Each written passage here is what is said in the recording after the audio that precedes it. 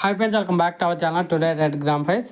Friends, ఈ వీడియోలో మనం కర్నూలు వ్యవసాయ మార్కెట్లో ఈరోజు కందుల ధరలు ఎంత పడుతున్నాయి, స్టాక్ ఎంత వచ్చింది, దాని గురించి అయితే ఈ వీడియోలో తెలుసుకుందాము. ఈరోజు అయితే కందుల ధరలు నిన్నటి మీద పోల్చుకుంటే చాలా అంటే చాలా పెరిగింది కందుల ధరలు.